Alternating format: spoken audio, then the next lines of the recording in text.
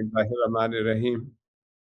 ये इब्तिदाई कलमात के बाद तो आपने पहली वही की तिलावत की है जो हुज़ूर सल्लल्लाहु अलैहि वसल्लम पर नाजिल हुई, और ये तमाम मज़ाहिब आलम में ये हुज़ूर सल्लल्लाहु अलैहि वसल्लम का दौर, और ये कुरान पहली वही जो है ये इल्म के बारे में है। और दुनिया में किसी भी मज़हब में इल्म एक एक फरीज़े के तौर पर किसी जगह पर दुनिया में किसी मज़हब में मौजूद नहीं है। हर जगह पर तफव्वुक है और महदूद लोगों को इसका मौका है, हासिल होता है और इसके इख्तियारात हैं। यही ईसाइयत में है, उनके पादरी और उनके जो मुअल्लिमीन हैं, बस वही सिर्फ तौरात और उसको पढ़ सकते हैं, हर आदमी पर फर्ज नहीं है। यही यहूदियत में है, और हिंदू में तो बिल्कुल दर्जा बंदी है कि सिर्फ ब्राह्मण ही तालीम दे सकते हैं, ले सकते हैं। ये तो हम जानते हैं।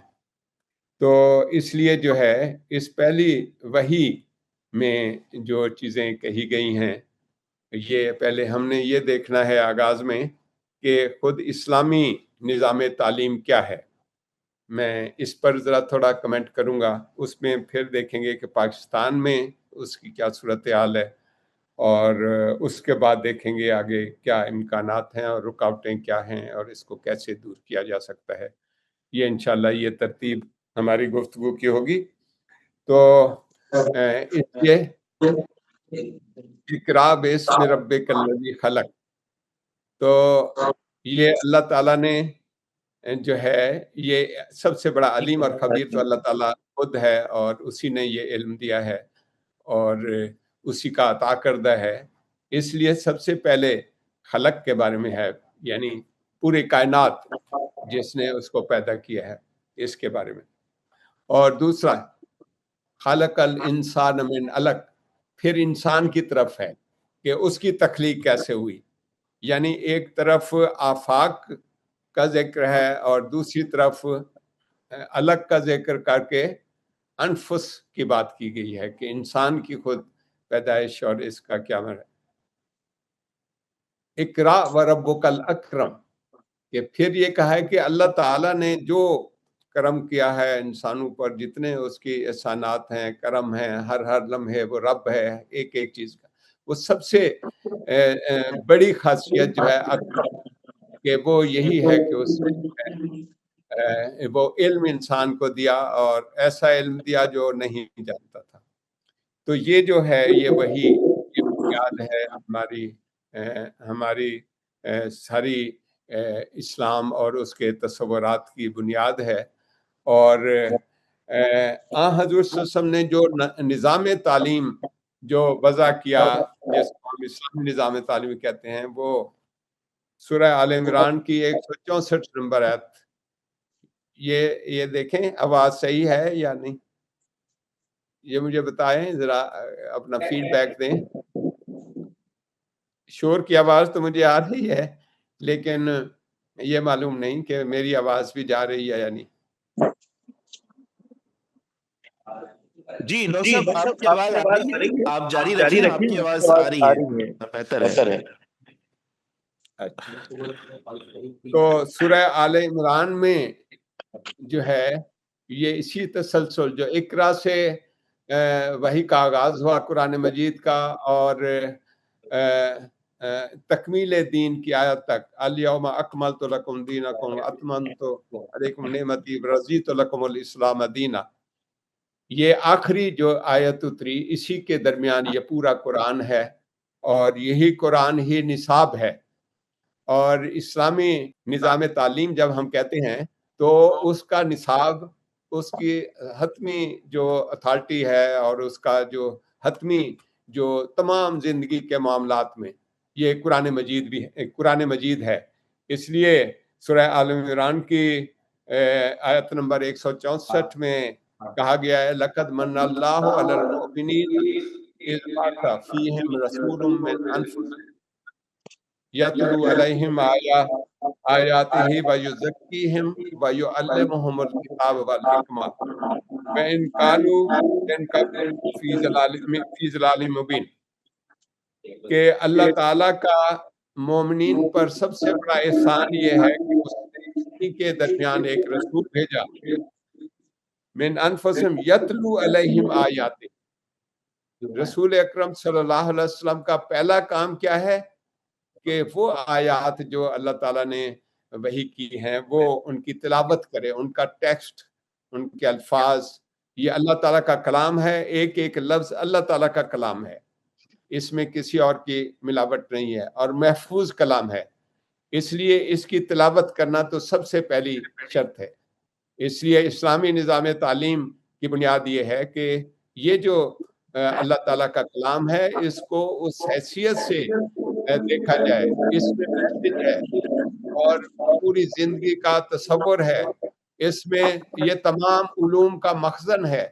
जिंदगी का कोई शोबा ऐसा नहीं है, अकायद से लेकर इबादत, अकायद और तसव्वुरात और जिंदगी के जितने मामलात हैं, मुआशी, सियासी, अखलाकी, कानूनी, फिक्री, नफ्सियाती, जो भी पहलू हो सकता है, जो भी उलूम जिन पर सारा दारमदार है और आजकल के उसमें उलूम के अंदर इजाफा होता जा रहा है, तो ये सारी की सारी उस टेक्स्ट के अंदर हैं जिसको अल्लाह ताला ने महफूज किया है।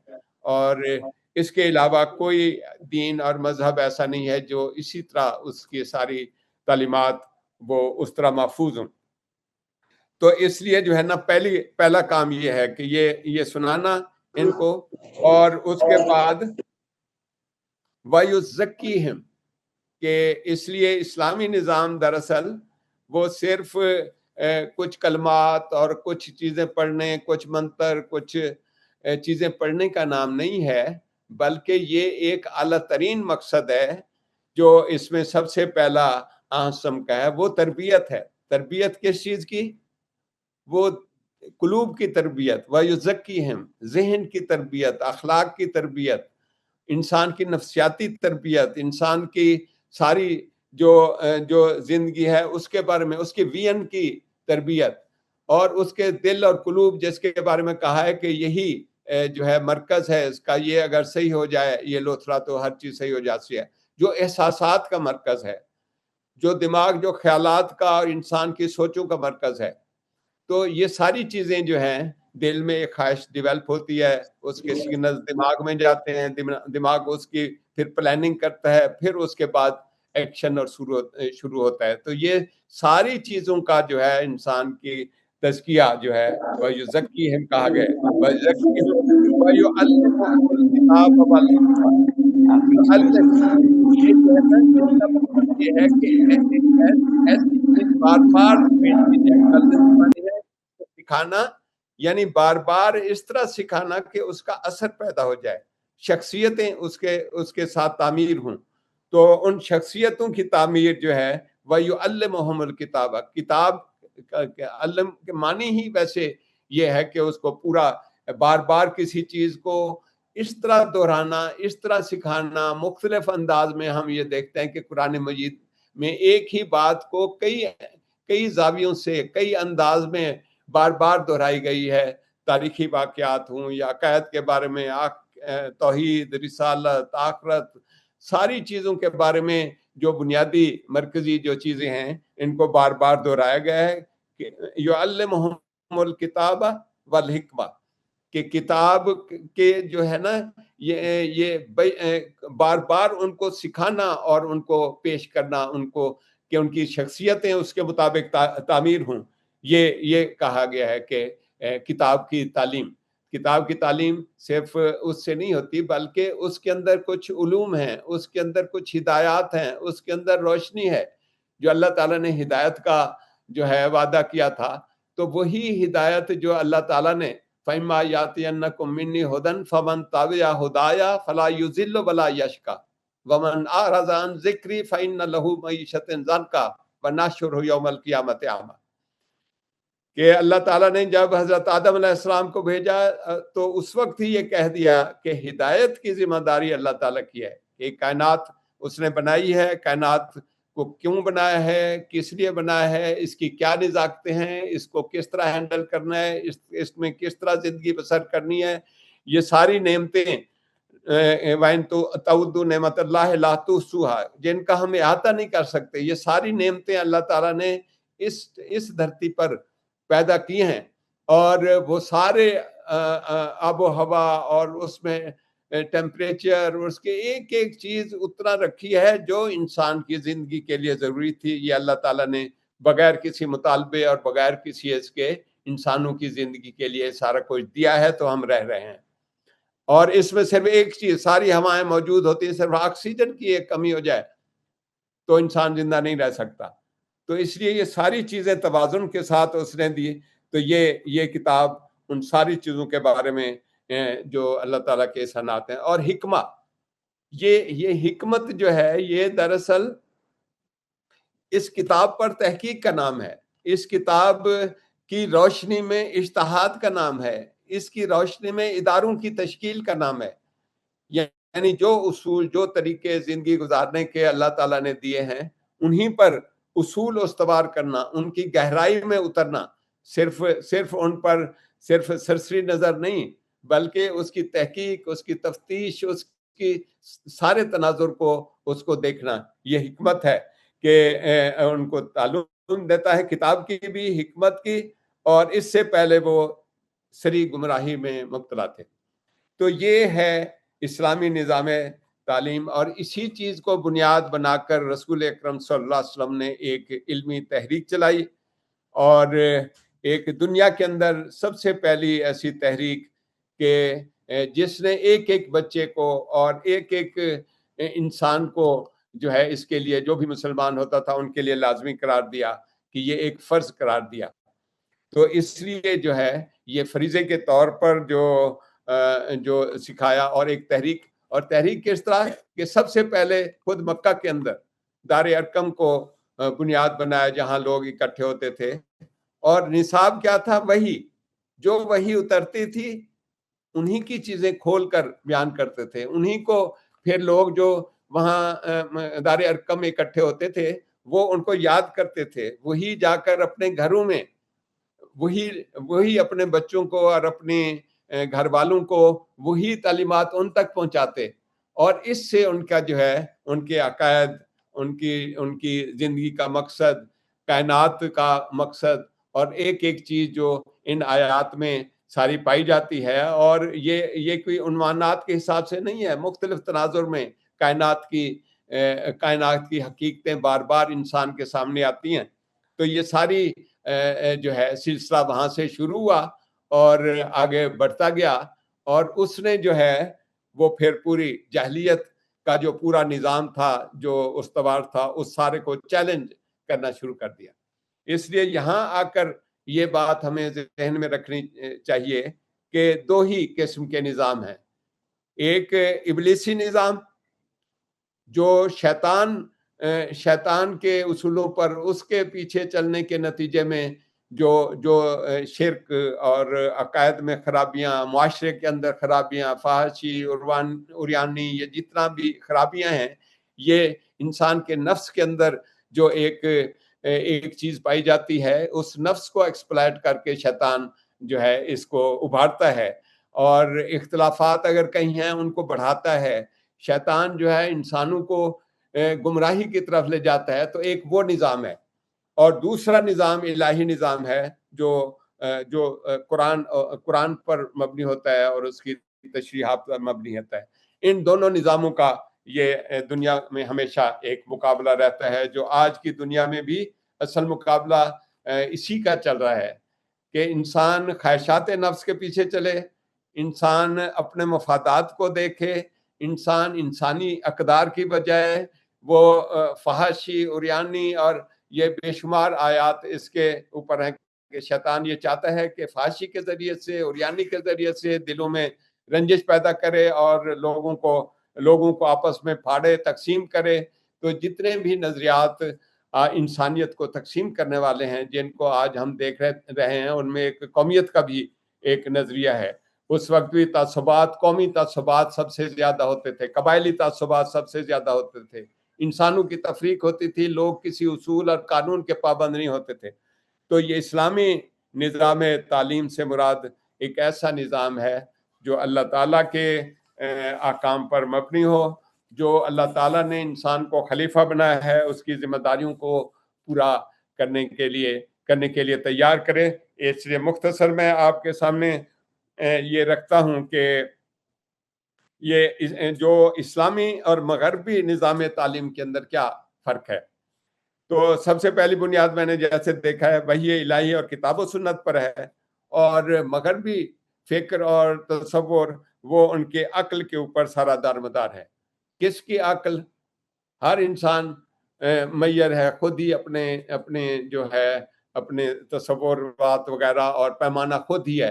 तो ना इसलिए किसी एक की अक्ल, किसी एक ज़माने की, किसी एक ग्रुप की, किसी एक मजहब की, किसी एक चीज़ को जो है उस पर इंसानियत मुत्तहद नहीं हो सकती, सवाए इसके कि मफादात की बुनियाद पर हो।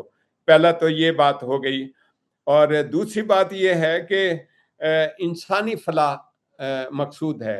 जो इस्लामी निज़ाम तालीम इंसानी फलाह के लिए आता है, यानी अल्लाह ताला सिर्फ मुसलमानों का, जो फॉर्मली हम आसम के पैरोकार हैं, सिर्फ इनका सिर्फ रब नहीं है, बल्कि वो सारे इंसानों का रब है।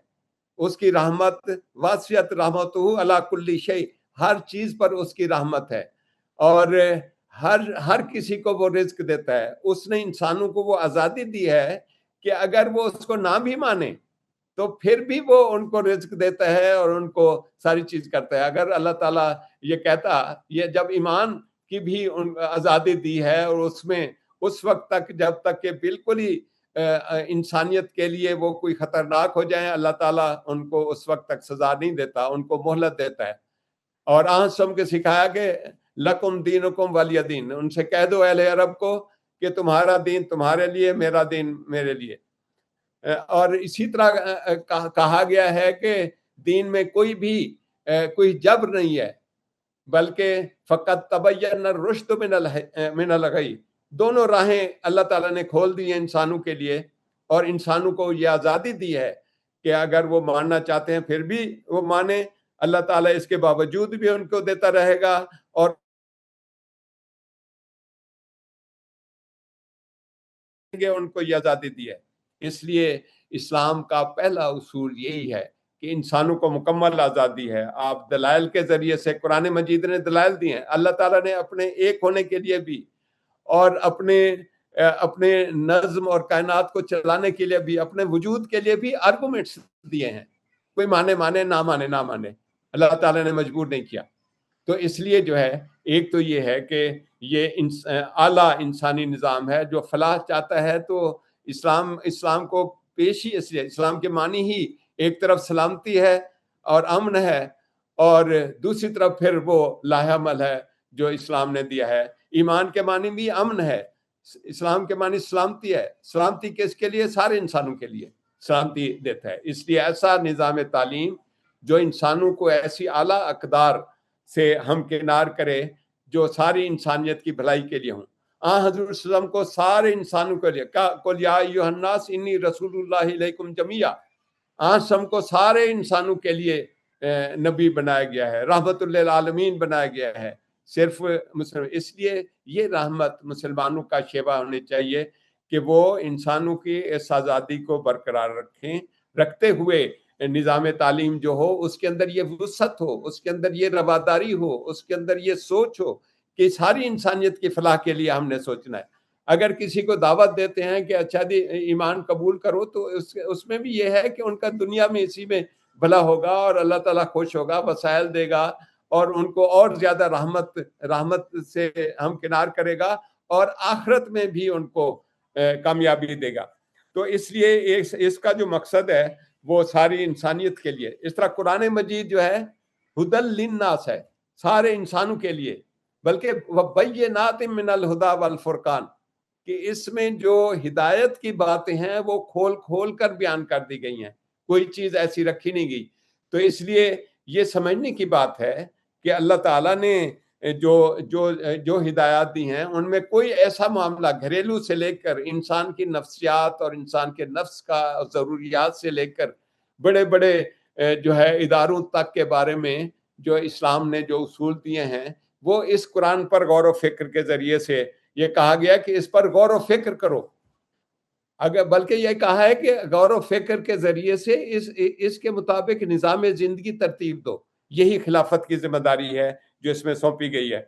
اور لیکن اس کے بالمقابل جو سیکولر نظام ہے، مغربی نظام ہے، وہ صرف جو ہے وہ خواہشات نفس پر مبنی ہے، صرف اپنے فائدے مفادات پر مبنی ہوتا ہے۔ ان کی ترغیب صرف یہی ہے کہ عیش کرو، آخرت نہیں ہے، آخرت کے اس پر تصور پر وہ یقین نہیں رکھتا۔ چاہے جو لوگ مذہبی ہونے کے باوجود بھی اس سیکولر تصور میں یہ ہے کہ زندگی دوبارہ نہیں ہے، بس جو کچھ بھی ہے ادھر مزے کر لوں، یہ غیر شعوری طور پر بھی ان کے ذہن میں یہی بات پائی جاتی ہے کہ یہی عیش کی زندگی ہے۔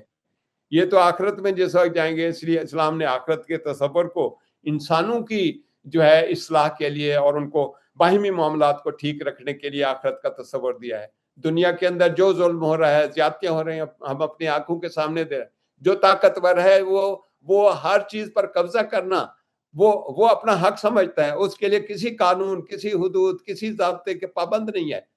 ہم غزہ میں اور دنیا کے اندر جس وقت چاہتا ہے جو طاقتور ہے وہ قبضہ کر لیتا ہے۔ اسلام یہ کہتا ہے کہ یہ طاقت جو ہے یہ انسانوں سے چھین کر یہ اللہ تعالیٰ کے حدود کا پابند، اعلیٰ انسانی اقدار، جو انسانی حقوق تو موجود ہیں، اس پر سب نے سلامتی کونسل میں 1948 میں اسے کیا تھا، لیکن وہ جو رکھا ہوا دستور ہے اس کے پیچھے امپلیمنٹیشن قوت نہیں ہے۔ اس کو امپلیمنٹ کرنے والی جو ہے یہ اقوام متحدہ، وہ تماشا دیکھ رہی ہے، کسی ایک مظلوم کو پانی کا گلاس بھی اپنے اس میں نہیں پہنچا سکتی، کسی ایک بندے کے جان بچانے کے لیے بھی وہ کچھ نہیں کر سکتی، تو ایسے اس کا کیا فائدہ ہے؟ تو اس لیے اسلام نے جو ہے جو قوانین دیے ہیں ایسے جو سارے انسانی حقوق جو ہیں ان کا تحفظ کریں گے قانون کے ذریعے سے۔ ہر مذہب میں وہ غلط ہے، قتل کرنا ہر مذہب میں غلط ہے، جھوٹ بولنا، دھوکہ دینا، کسی پر زیادتی کرنا، کسی کے مال پر قبضہ کرنا، یہ کسی مذہب میں بھی ٹھیک نہیں ہے، وہ انسانی حقوق میں بھی ٹھیک نہیں ہے۔ تو یہ جو ہے جو اسلامی طاقت ہے، قوت، اسلامی حکومت جو ہے وہ انسانیت کے لیے اس لیے ضروری ہے کہ یہ انسانیت کے بنیادی حقوق کا تحفظ کرے، اور وہ ضابطے جو موجود ہیں اس میں جو ہے وہ جو ایک تو پرسنل لا ہوتا ہے اور دوسرا ریاستی قانون ہے۔ ریاستی قانون میں ان کو ہر کسی کو ایسے قوانین ہوں، ایسا نظام ہو، ایسا پورا انفراسٹرکچر ہو۔ انفراسٹرکچر تو انسانوں نے خود بنانا ہوتا ہے، تو اس لیے اسلام نے کہا ہے کہ اعدلوا، کہ عدل کرو۔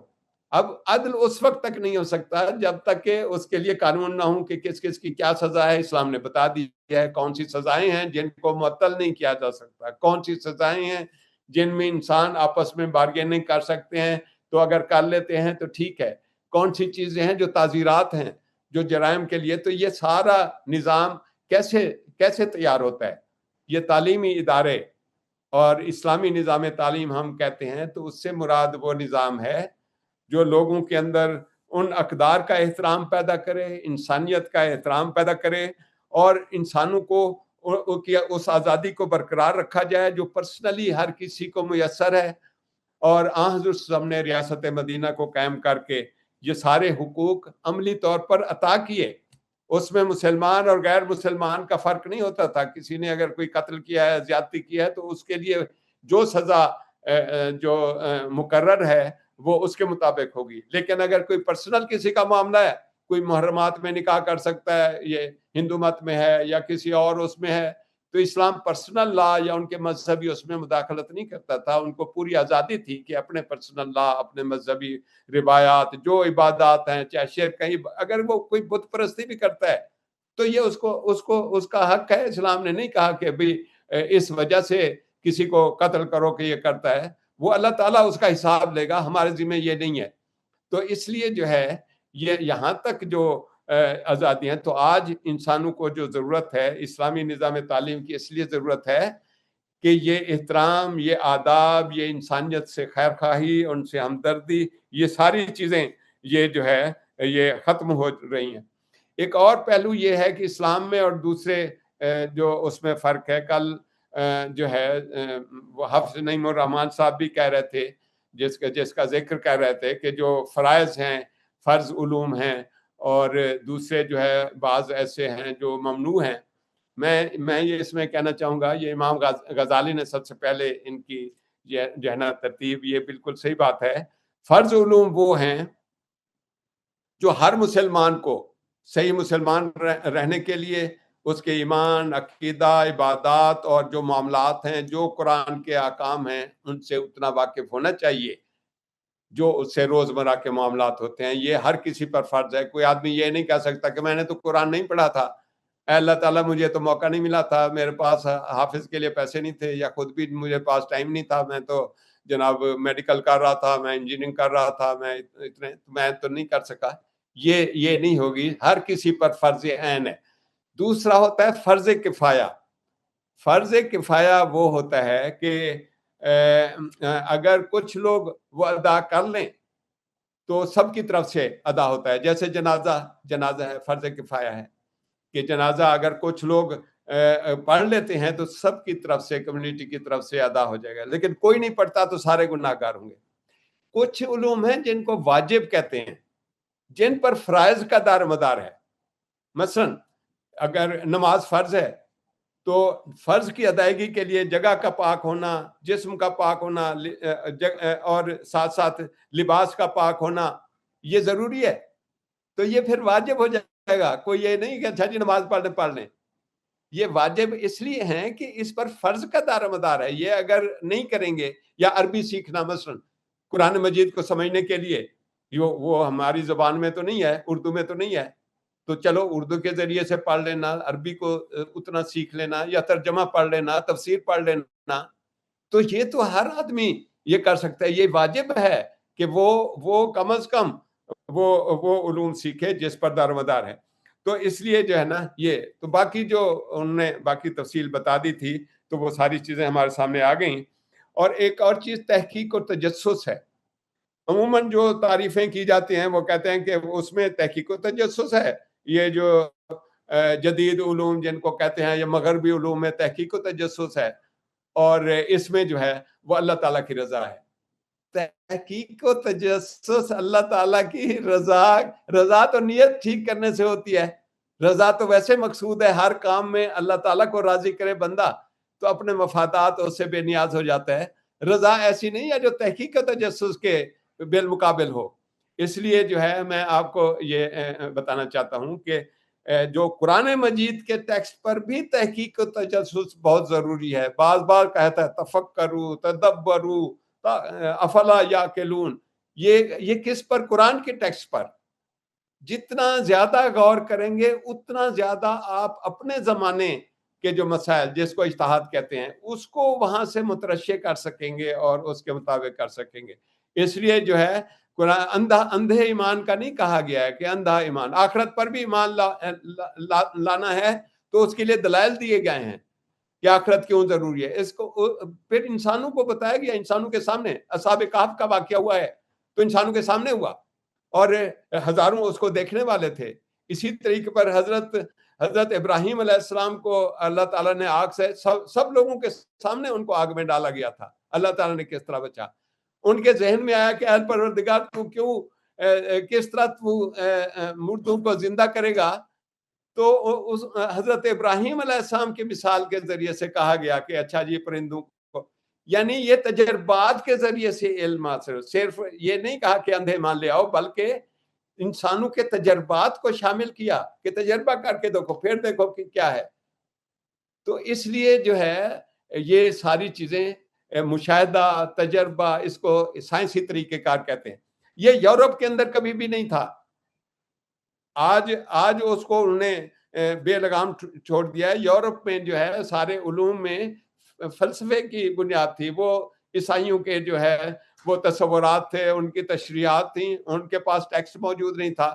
اور اس کے علاوہ یہ ہے کہ وہ ان کا سارا فلسفہ یونانی فلاسفرز پر مبنی ہے۔ جو کہ اپنے جو ہے جو عقل سے ساری باتیں کرتے تھے، تجربہ کبھی نہیں کرتے تھے. اور افلاطون نے کسی جگہ لکھ دیا کہ عورت کے دانت جو ہے کم ہوتے ہیں. تو اسی کو ہی کوٹ کرتے رہے ان کے پیروکار. فلسفے بڑا فلسفی تھا، اس نے یہ کہا ہے. کسی نے اپنی بیوی کے دانت گن کر نہیں دیکھے کہ یار صحیح بھی کہا ہے یا غلط کہا ہے. ان کے اندر تجربے کی کسوٹی تھی ہی نہیں.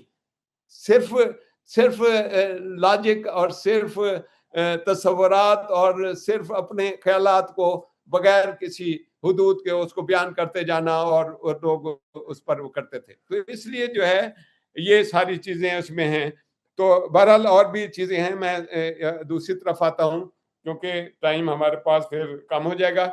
تو اسی طرح جو اور ہے کہ حواس خمسہ، اسلام نے اس کی نفی نہیں کی، بلکہ حواس خمسہ سے ہی جو ہمیں علوم حاصل ہوتے ہیں، تحقیق حاصل ہوتی ہے، ان کو ترغیب دی ہے.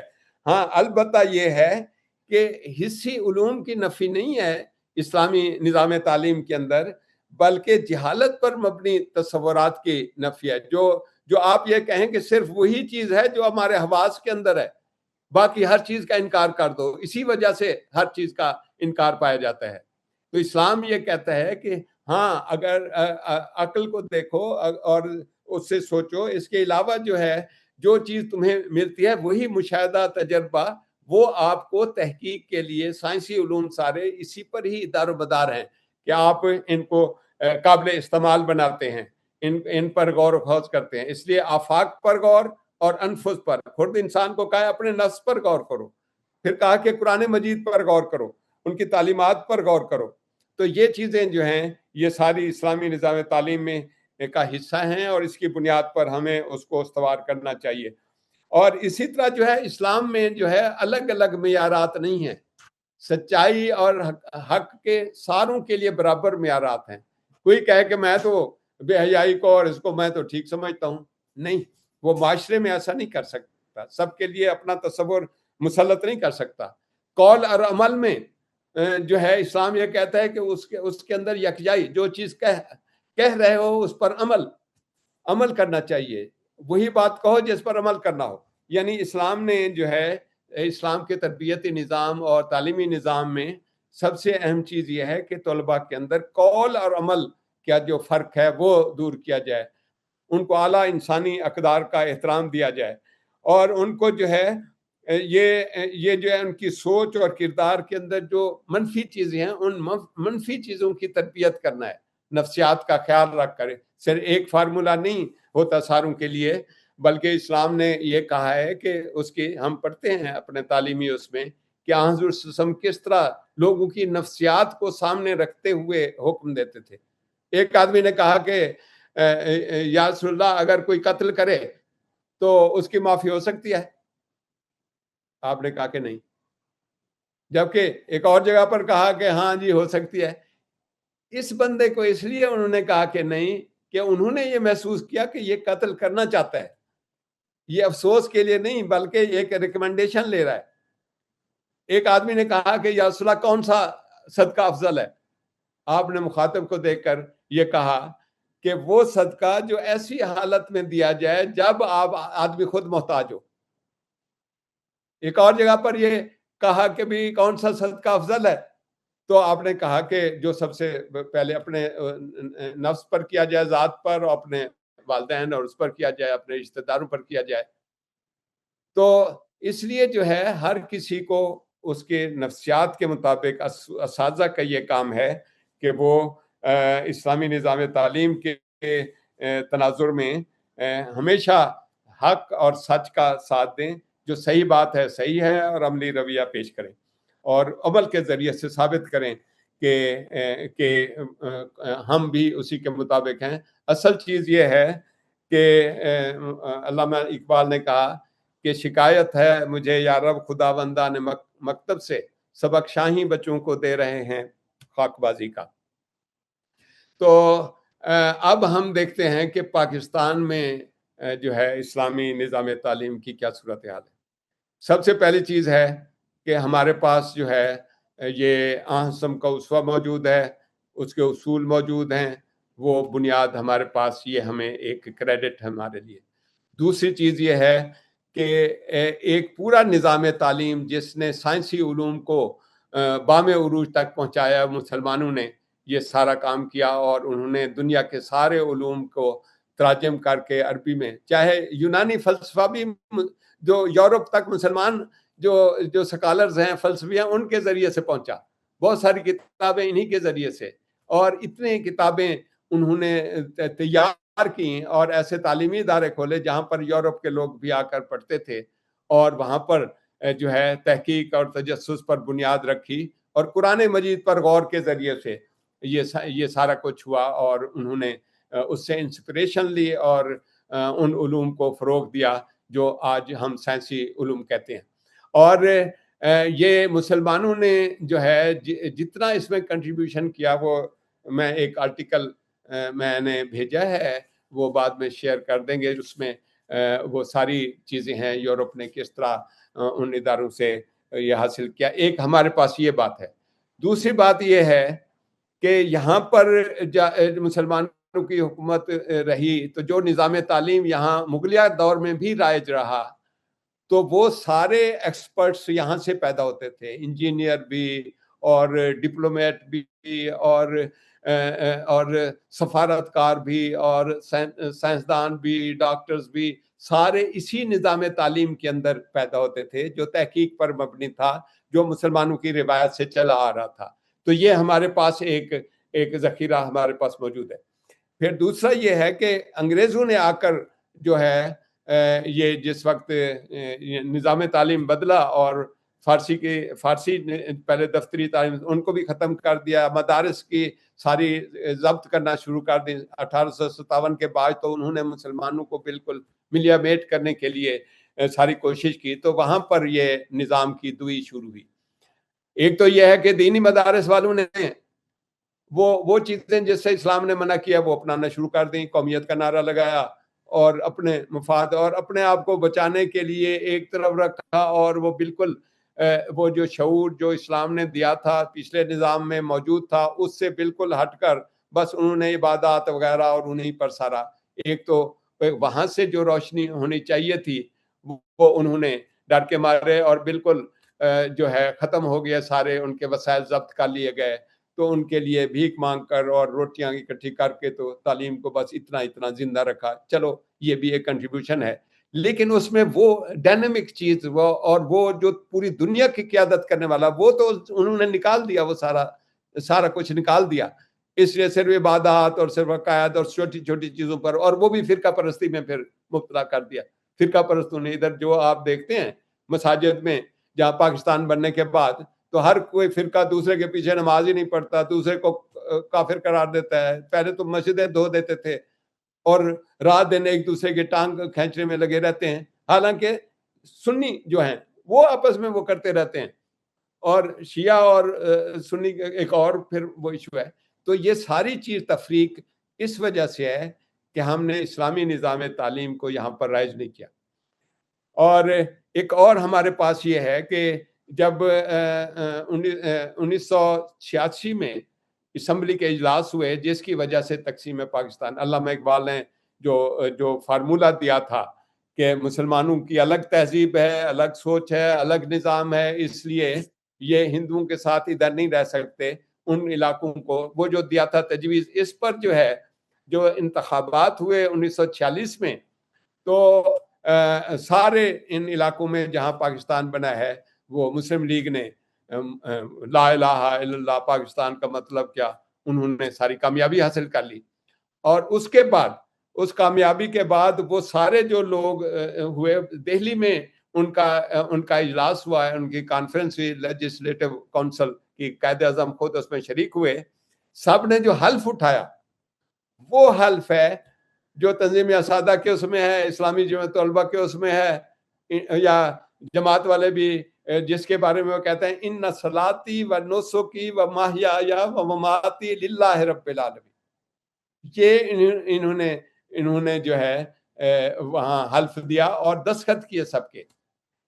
پھر جس وقت پاکستان تقسیم ہوا، وہی لوگ ادھر آ گئے جو اسمبلی تھی، جو منتخب تھے, جو انڈیا کو چھوڑ کر پاکستان میں منتقل ہو گئے, وہی دراصل وہ اسمبلی تھی جس نے آئین سازی کرنی تھی.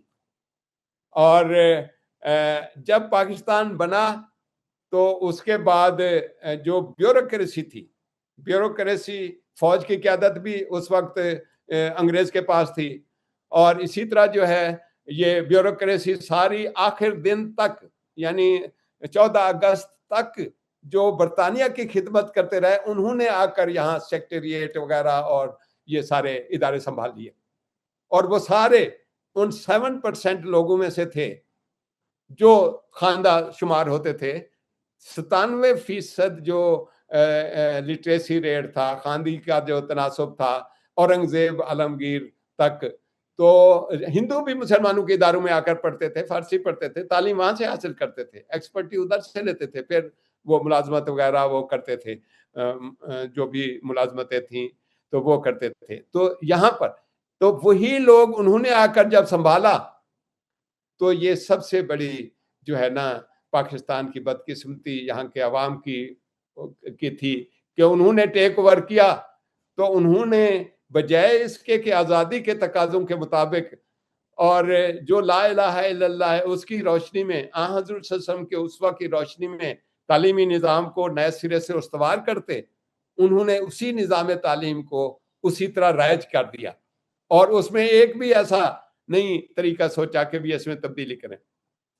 پھر قرارداد مقاصد جو ہے 1959 میں جب یہ پیش ہوئی, وہی اسمبلی وہی تھی, تو وہ جس وقت تو سب سے بڑی رکاوٹ بیوروکریسی نے ڈالی. وہ نہیں چاہتے تھے کہ اسلام کو بطور نظام حیات اور اسلامی زندگی کے جو وعدے کیے گئے ہیں, اردو کو باقاعدہ وہ زبان ہوگی, قومی زبان ہوگی, اور یہ جو چیزیں ہیں کہ ایسا ماحول فراہم کیا جائے گا کہ تعلیم اور تربیت دی جائے گی کہ اسلام کے اصولوں پر لوگ عمل کر سکیں, انہوں نے شدید مخالفت کی. لیکن لیاقت علی خان ظاہر ہے کہ ہمارے قائد ملت, اور اس کے علاوہ لوگ جو تھے جو ہجرت کر کے آئے تھے, وہ سارے کہتے تھے کہ بھی یہ جو ہے اسلامی تعلیمات کو اگر آپ آئین میں نہیں شامل کرتے یا اس کے بارے میں ریزولوشن نہیں پاس کرتے تو پھر فائدہ کیا, ہم کیوں قربانی دے کر آئے ہیں. اس پریشر میں جو ہے یہ قرارداد مقاصد منظور ہو گئی. لیکن جب منظور ہو گئی تو اب اس کو اسمبلی سے پاس کرانا تھا 1956 میں. 1956 کے آئین میں جو ہے وہ اس کو پیش کرنا تھا. اب اس خطرے کے پیش نظر کہ وہ منظور ہو جائے گی, اور منظور ہو بھی گئی, لیکن اس منظور کرانے کے جرم میں لیاقت علی خان کو شہید کر دیا گیا. اور اس کے بعد پھر جو لوگوں نے آگے قبضہ کر لیا, وہ بیوروکریسی نے پھر دوبارہ اس میں کھیلا. تو جب آئین 56 میں جیسا پاس ہوئی تو پھر ایوب خان نے آ کر وہ ٹیک اوور کر لیا اور سارے لپیٹ دیا, سارے نظام کو بھی اور سارے آئین کو بھی, اور اس کے بعد اس نے سارا کیا. تو ایوب خان نے جس وقت کیا, ساروں نے اس کی بیعت کر لی. وہ بیعت ابھی تک چلی آ رہی ہے. سارے جاگیردار, سرمایہ دار, لچے لفنگے, سیکولرسٹ, سارے بیوروکریٹ, وہ سارے اس کے تابع ہو گئے. وہ زیادہ طاقتور تھی. تو اس وقت سے یہ کھیل کھیلے جا رہا ہے. اور اس میں جو ہے اب میں آپ کے سامنے کچھ پالیسیوں کا وہ رکھتا ہوں کہ جو پالیسیاں مختلف کی گئی ہیں. ایک تو یہ ہے کہ جتنی بھی پالیسیاں بنائی گئیں, سب سے پہلی تو 27 نومبر سے 1 دسمبر 1947 تک جو وزیر تعلیم تھے فضل الرحمان, ان کی جو ہے قیادت میں تعلیمی سفارشات پیش کی گئیں. تو اگر ہم دیکھتے ہیں سفارشات کو تو ایسی زبردست اسلامی معلوم ہوتی ہیں کہ ہم یہ کہتے ہیں واہ بھائی واہ. یعنی یہ کہ اسلامی نظریاتی اساس پر تعلیم ہوگا, ہر شہری کو اخلاقی بلندی اور سماجی انصاف اور انسانیت کا جذبہ. نمبر 2, لازمی تعلیم ہوگی, مفت ہوگی, اور اردو بطور قومی زبان ہوگی. یہ ساری پالیسی کے نکات ہیں جو 1947 میں وضع کی گئی. سائنس اور تکنیکی تعلیم پر زور ہوگا اور ہنرمند افراد تیار ہوں گے. کردار سازی, 5واں پوائنٹ یہ تھا کہ کردار سازی اور اخلاقیات جو ہے وہ ان کا نوجوانوں کو درس دیا جائے گا، دیانتداری، ڈسپلن، خدمت خلق، خواتین کے لیے الگ الگ ادارے ہوں گے، یہ ساری چیزیں، اور تعلیم بالغاں ہوگی، یہ ساری چیزیں یہ اس میں. لیکن جس وقت دیکھتے ہیں کہ عمل کیا ہوا، تو عمل اب تک جو 4 نکات ہیں، 4 چیزیں ہیں، وہی چل رہی ہیں. ان میں ذرا بھی انہوں نے اس سے ہٹنے کی کوشش نہیں کی، اسی طرح چل رہی ہیں، سوائے اس کے کہ ریزسٹنس کے ذریعے سے وہ کسی چیز کو مان لیں. جس چیز کو مان لیتے ہیں اس کا بھی امپلیمنٹیشن الٹی کر دیتے ہیں. تو 4 نکات کون سے ہیں؟ لبرلائزیشن، ویسٹرنائزیشن، سیکولرائزیشن اور کمرشلزم یا کمرشلائزیشن. یہ تو 4 نکات پہلے دن سے لے کر یہ جو بیوروکریسی ہے یا فوج ہے یا جو بھی اسٹیبلشمنٹ ہے، یہ اسی پر ہی قائم ہیں، اس سے نہیں ہٹے. اسی پر قرضے لیے بیرونی اور یہاں کا نظام بگاڑا. اسی سے انہوں نے وہ سارے بنیادی مقاصد تعلیم کے ان کو ملیامیٹ کیا. اور بھٹو نے درمیان میں ایک 5واں اصول نیشنلائزیشن، اس نے آ کر جو کچھ اس وقت تیار تھا، جتنے ادارے چل رہے تھے، ان کا بھی بیڑا گرک کر دیا. ہر چیز کو قبضے میں لے کر جو چلتے ہوئے جو اخلاقی تعلیمات، میں بھی ایک ایسے ادارے سے پڑھا ہوں، تعمیر ملت ہائی سکول سے پڑھا ہوں. تعمیر ملت، تعمیر نو کے نام سے پاکستان میں جماعت اسلامی کے بڑے ادارے تھے جو تعلیم کے ساتھ تربیت بھی کرتے تھے، اخلاق اور ڈسپلن اور ایک ایک چیز. مجھے اپنے گھر کے پاس جو تعلیمی ادارہ تھا وہ چھوڑ کر مجھے دور جا کر کوٹ مٹھن سے آ کر ادھر پڑھنا ہوا. لیکن الحمدللہ جو ادھر سے نکلے بندے، ابھی تک ان کے اندر اس تعلیمی ادارے کا اثر موجود ہے کہ کس طرح جو ہے نمازوں کا اور اخلاقیات کا، اور پھر ہماری جو خفیہ صلاحیت بزم ادب ہوتی تھی، خفیہ صلاحیتیں اجاگر کرنے کے لیے وہ سارے میز لیے جاتے تھے، وہ ابھی تک ہیں. تو اس لیے جو ہے ایک تو یہ ہے کہ اس کے بعد دوسری پالیسی آئی اور اس میں بھی یہی چیزیں مزید کی گئیں کہ امتحانی نظام کو ٹھیک کیا جائے گا. اندرونی جو ہے یہ جو ہے 70 کے اس میں آیا کہ اساتذہ کی تربیت اور ریسرچ پر زور ہوگا اور تربیتی کورسز کرائے جائیں گے اور تعلیمی بورڈ وغیرہ ادھر بنایا گیا. پھر نور خان آئے، انہوں نے پھر جو ہے وہ جو دیا وہ یہ کہ اساتذہ کے لیے براعت اور طلبہ یونینز وغیرہ کو انہوں نے سپورٹ کیا. اور اس کے علاوہ پھر مزید جو ہے وہی آگے دعوے وہی رہے، لیکن امپلیمنٹ کرنے کے لیے پھر انہوں نے اس کو جو ہے اس کو نہیں رہنے. پھر یہ ہوا کہ ایک شریف کمیشن بنا، تو انہوں نے پھر یہ جو ہمارا سٹرکچر ہے کہ پرائمری تعلیم کب تک ہوگی، 5ویں تک، 5 سال پرائمری، پھر اس کے بعد سیکنڈری، یہ سارا یہ شریف کمیشن نے بنایا اور اس کے مطابق چلتا رہا. آگے ذوالفقار علی بھٹو نے تحویل لینے کے علاوہ یہ وعدہ کیا کہ میٹرک تک مفت تعلیم ہوگی. ایک اچھا کام یہ ہوا کہ علامہ اقبال اوپن یونیورسٹی اور گرانٹس کمیشن وغیرہ کا قیام بھی آیا. لیکن یہ جو چیز بھی ہوئی اس میں اس نے جو ہے جو اپنی پارٹی اور جو نوجوانوں کے اندر جو آوارگی اور جس طرح شروع کی، اور اس کے بعد وہ پھر سارا چلتا رہا. بلکہ اس نے یہ کہا کہ بھی سندھ میں جو ہے وہ بغیر کسی امتحان کے ان کو آگے بڑھاتے رہیں. یہ سب سے بڑی دشمنی جو کی وہ یہ تھی کہ سندھ کے بچوں کے لیے یہ کہا کہ میٹرک تک ان کو امتحان ہی کوئی نہ لے. یعنی ان کے اندر سکل پیدا کرنے کی بجائے، تعلیم اور علم اور ان کی تربیت کی بجائے اس نے ان کو اس طرح کر دیا. پھر طبقاتی نظام تعلیم ہر جگہ پر، یہ سارے جتنا اس وقت پاکستان میں جو پایا جاتا ہے یہ سارے ایچیسونین ہیں. جتنے لوگ زیادہ اقتدار میں آتے ہیں نا، ان کو ذرا پوچھیں کہ کہاں سے پڑھے ہوئے ہیں، یا ایچیسن کے پڑھے ہوئے ہیں یا بہاولپور کے وہ جو ہے کیا نام ہے اس کا، وہاں کے ان کے جو بالا تر طبقوں کے لیے جو تعلیمی نظام ہے ان کے، اور یہ باہر کے پڑھے ہوئے ہیں. انگریز ان کو باہر ہی بھیجتے تھے، یہاں آ کر ان کو پھر وہ اسی زمانے میں جب انگریزوں کی یہاں حکومت تھی، اب بھی انہی لوگوں کو یہ باہر کے پڑھے ہوئے ہیں. اور اپنے یعنی ڈرغازی خان کو میں جانتا ہوں، جہاں پورے ڈویژن ادھر کر میں رہنے والا ہوں، اسی طرح سندھ کو، بلوچستان کو، کہ انہوں نے وہاں پر تعلیمی ادارے نہیں قائم کرنے دیے. تاکہ ان کی سرداریاں چیلنج نہ ہوں. یہ خود ہزاروں ایکڑ زمینوں کے مالک نہ ٹیکس دیں نہ اس میں کوئی اور سیلاب اور آئیں تو پانی دوسروں کو چھوڑ دیں. یہ سارے لوگ جو ہے نا اس وقت سے اسی طرح چلے آ رہے ہیں. تو اس طرح جو ہے نا یہ ہاں البتہ جو چیزیں پازیٹیو ہیں آخر میں، کیونکہ اب وہ ختم ہونے والا ہے، تو امکانات تو وہ کل میں سن رہا تھا کہ حافظ نعیم الرحمان صاحب نے 3 کمیٹیاں بنا دی ہیں. یہ انشاءاللہ امکانات پیدا کریں گے انشاءاللہ.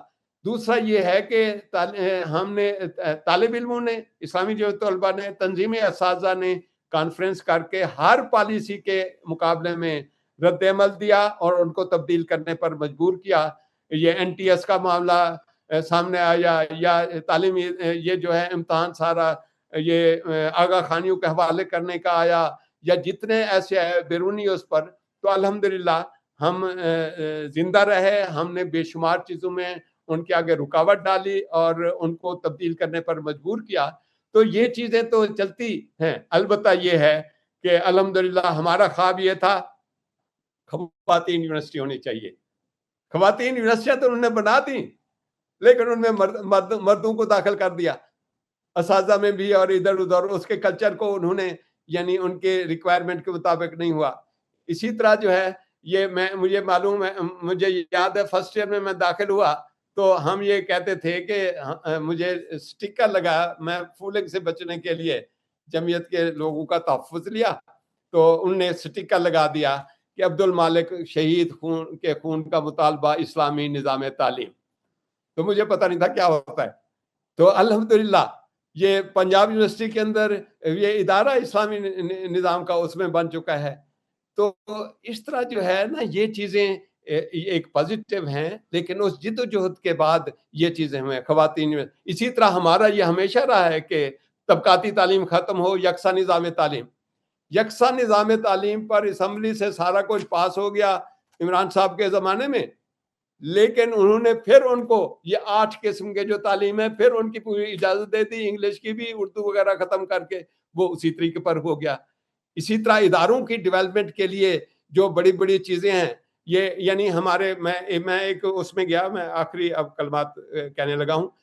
میں جب ایک ادارے ٹیچر ٹریننگ میں گیا تو وہ سارے ہی الٹے جو ہمارے خواب ہیں، ہمارے جو تصورات ہیں، ان کی ٹیچرز کو جو ٹریننگ دے رہے تھے ان میں بھی یہ ساری چیزیں یعنی اس میں تربیت والی کوئی چیز نہیں تھی. میں کہ یہ کیوں کر رہے ہیں؟ میں سوال کیا جو اس کے مینجمنٹ والوں سے. انہوں نے کہا جی کیا کریں، ہم تو قرضہ لیتے ہیں ان سے، اگر یہ نہیں کریں گے تو ہمیں پیسے نہیں ملیں گے. میں کہا دہشت گردی تو سب سے زیادہ امریکہ سے ہوتی ہے، سب سے پڑھے لکھے لوگ تو ادھر پائے جاتے ہیں.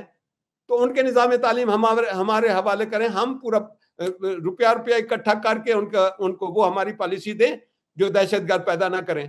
تو یہ تماشا ہے. تو یہ ورلڈ بینک اور IMF یہ سارے جو چکر ہیں، یعنی یہ 1.5 ارب پر بغلیں بجاتے ہیں کہ ہم نے IMF سے قرضہ لے لیا ہے، وہ کہتے ہیں یہ ٹیکس ہے، یہ ٹیکس ہے، تعلیم میں یہ کرو، یہ فساد سارا. کیوں لیتے ہیں آپ قرضہ؟ وہ تو سارے IPPs کو دیتے ہیں آپ. 150 ارب جو ہے، بلکہ اس سے بھی زیادہ جو ہے وہ تو آپ مفت دے رہے ہیں، قرضے سارے لے کر سعودی عرب سے بھی لے کر ان کو کھلا رہے ہیں. تماشا بنا رکھا ہے. اس لیے میرا یہ خیال ہے کہ اساتذہ کرام کی یہ ذمہ داری ہے کہ ہم ویجیلنٹ رہیں، ایماندار رہیں. طالب علموں کی اپنے اصل چیز استاد ہے. استاد جو مرضی ہے، جس پرسپیکٹو میں جو خیالات جس طرح چینج لانا چاہے کر سکتا ہے. وہ تب ہو سکتا ہے جب صحیح معنوں میں ٹیچر ہو، پٹیچر نہ ہو. تو اللہ تعالیٰ سے دعا ہے کہ ہمیں وہ صحیح معنوں میں استاد بنائے، ہمیں خود اسلام کا شعور دے. ہم خود قوم کی تعمیر کے لیے میں استادوں کو ہمیشہ فوکس کرتا ہوں، انہی کو ذمہ دار سمجھتا ہوں. میں کہتا ہوں کہ اگر ہم یہ کہیں کہ اگر اصلاح کرنی ہے کہاں سے پہلے کریں؟ فوج سے کریں، عدلیہ سے کریں، حکمرانوں سے کریں، بیوروکریسی سے کریں، فلاں. میں کہتا ہوں سارا چھوڑے پڑے. استاد اگر ٹھیک ہو جائے، استاد اگر وہ کردار صحیح پیش کرے، استاد خیالات صحیح پیش کرے، یہ سارے لوگ ہمارے آگے سے، ہماری بینچوں سے، ہمارے آگے ٹاٹ سے نکلے ہوئے ہیں. یہ سارے بچے ہم نے کیوں تربیت ان کی صحیح نہیں کی؟ اس سے میں کہتا ہوں کہ ہم اپنی ذمہ داری، استاد اگر ٹھیک ہو جائیں، میں کہتا ہوں نظام کچھ بھی ہو، کلاس میں تو استاد نہیں جانا ہے، جو پڑھائے گا بچے کو جو کچھ کہہ دے گا. میرا بچہ جو اس وقت میرا بڑا بیٹا سکول میں داخل کیا تو اٹیچ ہو جاتے ہیں ٹیچر سے، تو سنڈے والے دن بھی وہ بس کہنا میں سکول جاتا ہوں.